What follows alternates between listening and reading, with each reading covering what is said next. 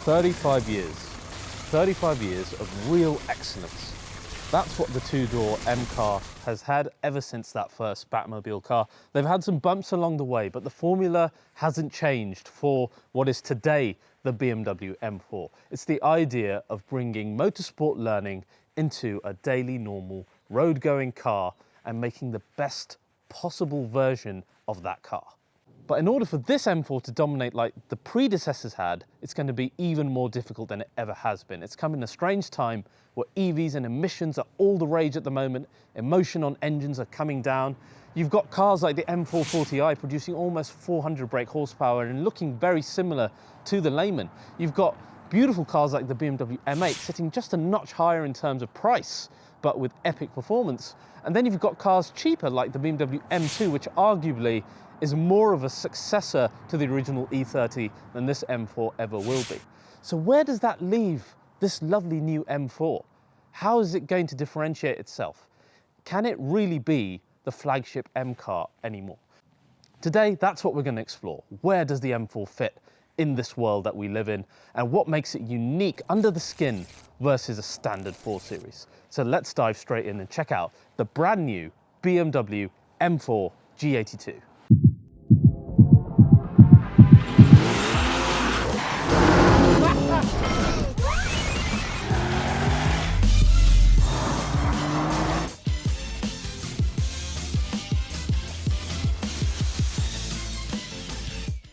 God, that front end really looks like an electric shaver, doesn't it? One that's been specifically designed to shave your balls as well. Speaking of shaving your balls, today's episode was sponsored by Manscaped. These are the tools for your family jewels. Your balls will thank you. I bet that's something you never thought you'd hear me say on the channel. In all seriousness, no, these are one of the few companies that actually make grooming products for under the waist. I'm going to show you this Perfect 3.0 package. And this is their Perfect 3.0 package. It comes with this Lawnmower 3.0, which is actually very good. It stops nips and cuts from happening, has an LED light. They also send you a toner, deodorant, all for your balls. And with our offer today, you even get a free shed travel case as well. So guys, the code is RBI. You get money off. Swipe up, link is in the description as well. Thank you, Manscaped, for sponsoring the episode. So guys, the father of our M4 today was undoubtedly the CSL Batmobile. In fact, this thing was the father of the entire of M division, including the tricolor colours. It was an extremely successful race car that brought along this idea of a lighter weight, more track and driver focused car based on a road-going car. And of course, it all came from the idea, back then at least, of homologation, and eventually gave birth to the E30, which is the direct predecessor to our car today. Of course, that is a legend. We've spoken about it so many times, no need to go any more detail with that. But what I would like to touch on is the design of each generation coming forward to today's car. Now, as we saw with the Batmobile, you still had somewhat of a vertical grille, although smaller, and BMW really want to hammer that home these days, don't they? That, oh, look, we had vertical grilles before, but ignore the grille for a second. I don't want to talk about the grille today. I want to talk about the general aggression. Look at the wide arches, the stance of the cars, the alloy wheels, the general little details that you find around the cars. You come to the E30, it's a similar idea. The way that the car sits on its wheels, the widened body, the lovely front grille, everything looking just right. E36, probably the tamest of the lot in terms of its looks, but I still really have a soft spot for it. I'm sure many of you guys do as well. E46 was the one that really set the tone for the modern ones though, I think, with the widened arches, the best alloy wheels that you could ever get in a car during those days. Even today, they look incredible to me with that polished finish. You had the quad pipes in the rear of that car, and generally, it was just the most muscular looking coupe. Even today, when you see it on the road, it's got an incredible stance. E92 carried across that same formula. A little bit tamer, a little bit more E36 in my mind. It had, of course, the lovely V8 in there and a much more swooping design, but unmistakable on the road. Then our predecessor, again, wide front arches, wide rear arches, stunning looking alloy wheels, a really aggressive front, quad pipes on the rear. You would never confuse this car for a standard 4 Series. Of course, this is the generation where the M4 name began. And then we see our car today. Totally bonkers, totally batshit crazy. I love it because At heart, I'm an AMG guy. I love big, aggressive grills, shouty design on the outside. This really speaks to me. I totally get those of you who think that this is complete horseshit. Totally accepted. You'd prefer something like that. And I'd still be happy with something like that, I think. But I actually prefer this. I would actually consider buying a car that has this grille on it, whereas I really wouldn't consider the other one. But it's a statement. It's a big statement. It's saying, hey, look at me. I am the top dog 4 Series made by BMW M division. And they've never really had that to date. Not really. Not like AMG have had their grills, either the 2-bar or the Panamericana. BMW M have not really had anything significant to say, look, I am from M division. So from an AMG background, I kind of appreciate that. And I think if they rework this in a facelift, right, hear me out, and it looks a little bit more like the old traditional grills, they could really be onto a winner here in terms of differentiating themselves from BMW. Apart from that, we can really appreciate the cuts and grooves of the lower part. You must get carbon fiber package on this car, guys, because it gives you this lovely aerodynamic feature in carbon here.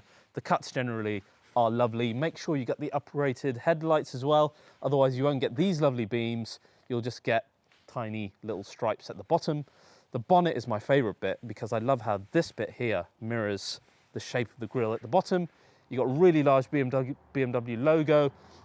I do think that if you had the gloss parts at the bottom in body color, as I'll show you now, I think the whole car actually looks better. And don't be surprised if they do that in a facelift, because a lot of people have said that since I've said it. Wide arches look fantastic. Of course, you've got the BMW M mirrors. You've got carbon fiber roof as well. Gloss black side sill, which is unique to the M4.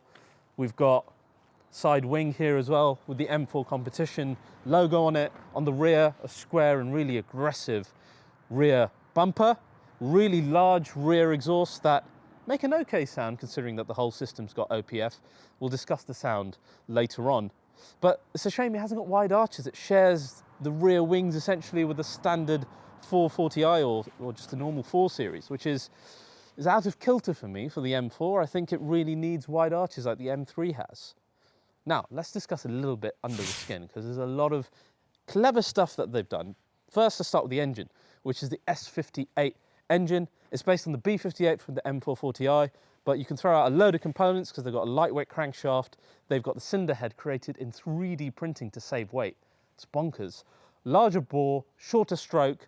We've got a twin turbo setup, single scroll. We've got forged pistons, revs higher to 7250, and overall the power is fantastic. 510 brake horsepower, 650 newton meters of torque, and a 0 to 60 of 3.9 seconds in the competition version. Of course, you can get 6-speed manual, which makes it a bit slower. That's in the non-competition only, not available in the UK, just in Europe and some of the rest of the world. But you have the choice. And of course, later we're going to have an X-Drive. So you'll have all-wheel drive with a switchable drift mode, just as you find in the current M5 and M8, which is pretty exciting. Then let's come on to rigidity, because they've done a lot. They've got a lot of struts and base. We've got an aluminium shear panel on the front. We've got another panel on the rear, and they kind of connect at the bottom in a kind of an X shape to make sure that the power is transferred across each side of the car properly, and the vibrations, etc. It's all very cleverly done. The brace on the engine bay, not as pretty as the old boomerang one that the previous M4 and my M2 has. It's all a bit more technical. It's all a bit more like, I don't know, scaffolding, I think is the word I'm looking for. But it does the job, as you'll see later. This car is so flat when it's cornering. It's just unbelievable. We've also got M adaptive suspension, as is common in all M cars. So it's electronically adaptable dampers on here. Again, all standard fare things for M cars these days. Front tyres have grown in size. We've got 275s rather than 255s from the previous generation. Be interesting to see what kind of grip that gives on the front. We found it to be really good on the M3. The rear's still the same at 285s. Braking system, we've got 6-pot M Performance brake calipers in the steel system, or you can get the carbon ceramics, which are 13 kg lighter for the entire car. So a pretty good but pricey option with those. Exhaust system is quite an interesting one. We've got 2 resonators, 2 OPFs. What's nice is we've got equal length pipes at the bottom. That gives a really deep burble, as you'll see later on. I actually quite like the exhaust of this car. And because they've been able to develop it from the ground up with OPFs, etc. in mind, it actually sounds a lot better than when they shoehorned it into the previous generation. So wait to have a listen to what this sounds like. Now you can reduce the weight of this car by going for certain options. If you get the M track package with the track bucket seats rather than the standard ones, the carbon ceramics, and then your carbon roof, you save an overall weight of about 25 kg. So if you're serious about tracking this car, that is an absolute must. Then in terms of wheel options, everything is forged in this generation, from the 825Ms, the 826s on this car, which I love, and then the M Performance wheels, 963Ms as well. Everything is forged. Now, speaking of M Performance parts, you guys have all seen my video of the M Performance parts M4. I just want to show you what it would look like on a car like this if you put it on there. The front, it looks okay. Yeah, you've got a few flicks here and there, etc., different wheels. The horror show, so when you look at the rear, what is that? Now, I did speak to BMW M about this, and what they said was that we'd rather give people the option of having a really weird looking exhaust rather than go to some aftermarket company to do the same thing, which is interesting. So they know themselves, they're not really aiming for their main customers. But if you want a crazy looking titanium exhaust, that actually sounds pretty good, as we saw in our video, then BMW M are giving you the option. Now, a lot of comparisons made to M440i, and I just want to touch on that for a minute. That car has 375 brake horsepower, mild hybrid system, 48 volt, helping it with a starter generator, all-wheel drive, somewhat variable, and it's got M adaptive suspension, fair enough, but really nothing else shared at all with the M4. With the M4, you have got the new S58 engine, which is that much more powerful. It's twin turbo setup rather than single turbo.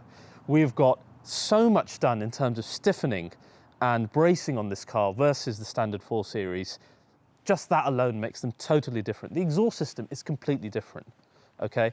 And even just the work that went into the aerodynamics, it really sets itself apart as a totally different car. I'm really gonna hammer this point home when I drive it, because the two cars drive completely differently. And though they might share somewhat of a face, unlike the 3 Series, the drive is totally different, and you really do get your money's worth in the M4. Now, let's have a look at the inside, where the interior is very, very cool indeed, and then go out on a full drive of the new M4. Big highlight, the interior of the M4. And to really focus on that today, I want to compare this interior to the car underneath it, the M Lite, the M440i, just to show you just how different in character this car looks, particularly if you spec it right with stuff like the lovely carbon M bucket seats here, versus the original interior that I filmed, which was with the lime and green accents, which was lovely, and you know, it's very overtly M. This is just a plain black interior, so it gives you a really good idea of still how special the M4's interior can look, even just in completely plain black trim. So the best thing within the M4 has to be the carbon bucket seats. I know I go on and on about them, but they really are that good. A, in the way they look, B, in the way they look, and C, in the way they look. They just look incredible. I love the carbon on the rear. I love the fact that you can actually unscrew this part of the headrest so you have more helmet room if you're going on track. Carbon willy holder is fantastic. I don't know what it's there for. Actually, I do. It keeps you in place, essentially. But because of that, you do need to be quite athletic in your body figure to actually fit in the seats. But if you are, these are amazing. I mean, they feel really good when you're going faster. And in this car, as you'll see in a minute, you do go bloody fast. You compare these to the standard seats you get in the M440i, you can see massive difference in the interior. I mean, seats are half the interior in a small 4-seat coupe like these, and these add so much theatre that I cannot imagine you speccing one without them, unless it was essentially for not being able to fit in them, because they're very comfortable and they're electronically adjustable as well. These are actually 2-part carbon seats, which you don't get often with manufacturers. Normally, they're quite static. So really good job by BMW M on this. Then you've got your steering wheel and your whole driver's zone area. First of all, we've got the different M modes as you've seen before in other reviews. So you've got your normal, road, which goes to sport, which changes the display style. Then you hold it for track, which then disengages this display and only keeps necessary information on front. That's all great. Steering wheel, I'm still not a fan of it, but I like the carbon trim that you get in the M4. I love the paddles. I mean, these are a standout feature for me. The size is excellent. The texture on the back of the carbon paddles with the little grooves is fantastic. The entire look and feel of them, really, really superb. Shame that it's not paired to a DCT, instead to a torque converter. You've got the M1, M2 buttons. Again, I like these, I always have. I think they look special as well. It's just nowhere near on the level of something like the C63 with the digital displays. But they're a tool for a purpose and they work really well. Then you've got your M drive unit here, which a lot more simplified compared to previous generation, I think. M mode is simple, it controls your displays in front. Then you just only have the setup menu, which is great. You go into there, you can change your engine, chassis, steering, your brake now as well, which we'll talk about later. You've got M traction control from 0 to 10 stages on there. And of course you can configure M1 and M2 modes within there. And then the only other thing is toggling the responsiveness of the engine from the actual gear stick here. So all very simple to use. And again, if you get it in carbon fiber, this looks lovely, that looks lovely. It's really special. In terms of the iDrive system, it's quite simple to navigate around. The M menus, which is what I'm more interested in today, are quite powerful. So you've got configure M1, configure M2, as you've seen. Heads up display, which you can choose exactly which information that you want to show on there. And the heads up display is actually quite large as well in this. Then your instrument cluster, what information displays on there. It's limited versus something like AMG, but at least you have some options there. And then you've got M Drift Analyzer, which is exactly what it says on the tin. It'll analyze your drifts in terms of the angle and the length and the time, etc. Then give you a 1 out of 5 star rating. So that's really cool. Something that we'll have to try on a closed track one day. And one final thing I really love is how you can see the car's spec in the main screen and in the driver zone. Sometimes those little things that really count. Now, let's have a listen to what this car sounds like on startup. Of course, you've got all the OPFs, etc. that we discussed. Nothing we can do about that. But it still sounds pretty decent. It's got a very deep rumble to it, as you can hear, which is nice. And there's no rev limiter as well. So we'll go all the way to 7250. But that's about it. There's no pops and bangs or anything of the sort in this. Now let's head out and see how this car compares to the previous gen, to the M4 Ti, and just where it sits in the BMW M lineup. So guys, the new M4, very, very different animal to the car that preceded it. Now the old one was a bit of an animal, it was very unruly, and with the S55 engine, it would give you a lot of power at kind of the wrong times. And because of that, the car kind of gained the reputation of being extremely tail happy in sometimes the worst of situations. It was the type of car that would slip out on a roundabout on a hot, sunny and dry day like this. This car, as you'll see, actually behaves in a very different way. Now, the first thing that you feel in the first 100 yards of driving the new M4 is A, how responsive the engine is, and B, how stiff and rigid the chassis setup is.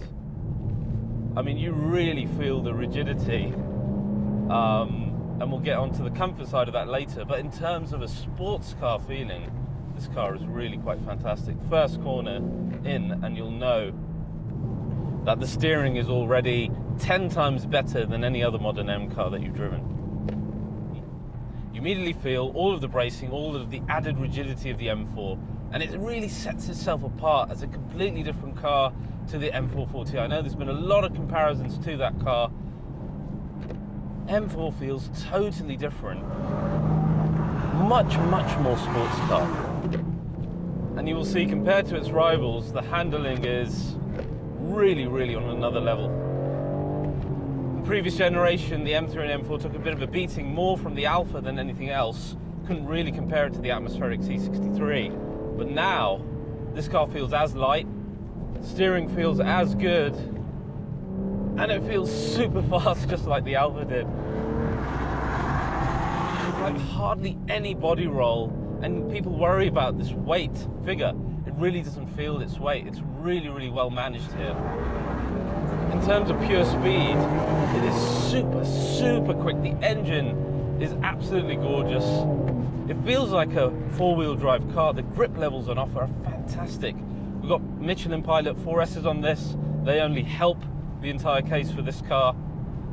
But really the power delivery for me is what sets this apart from the S55 previous version. Now it's nice and linear. When I come out of a corner, it's not trying to kill me. It delivers the power much more naturally than before. And though the delivery of the power is much more natural, when the floodgates open, good Lord, there's a lot of it. If you're wondering, does this car feel any quicker than an M440i? I can tell you, twice as fast, at least. It's honestly one of the quickest two-door, four-seat cars that I've driven in recent times. Speed is not lacking at all. In terms of the gearbox, it's a lot better than BMW M's use of the torque converter in the past. Now, of course, talking specifically about M5 and M8, the software has been completely redone here for the M4, and you feel it because downshifting is a lot quicker, upshifting is a lot quicker as well, but it's not DCT fast. It's not Porsche PDK. It's not even as quick as the C63S Coupe.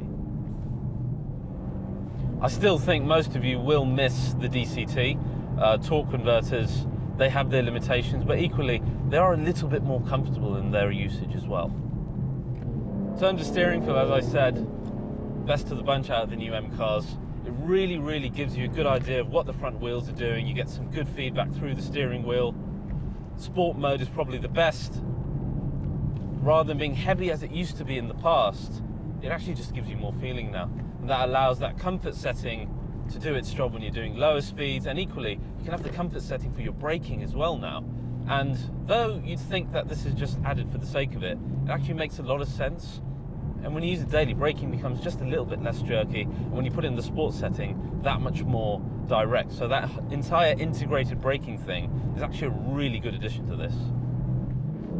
Now, I know the X-Drive is coming, but with the type of grip we have on offer, thanks to, well, the 4S's, the linear power delivery of the engine, I'd really be hesitant to mess with this steering feel in order to get a bit of all-year usability on a sports car especially. For me, I think the rear-wheel drive of both the M3 and the M4 are still going to be the best for most people. I must say, I absolutely adore this engine. The way it delivers power, and even in fact the sound for a OPF car is not bad. No pops and bangs or barks or anything of the sort. All you get is quite a deep rumble, and that's that equal length pipe at the bottom. And I've driven a lot of modern cars, and all the ones that are up to regs on EU and have OPFs, etc., pretty much all sound the same. This is nice because it's high revving, over 7,000. You get that deep burble, but yeah, you don't get much else character. You need to go for either, well, you wouldn't go for that M Performance exhaust, would you? But something like a Krapovich could do the job quite nicely. Otherwise, honestly, it's quite pleasant. It does scream rather than anything else, but it's a nice shouty sound. But if you're going to come into this expecting anything like the old M4, you're going to be disappointed. The speed on offer, it is sports car quick. I can't explain to you just how good this car feels putting speed down.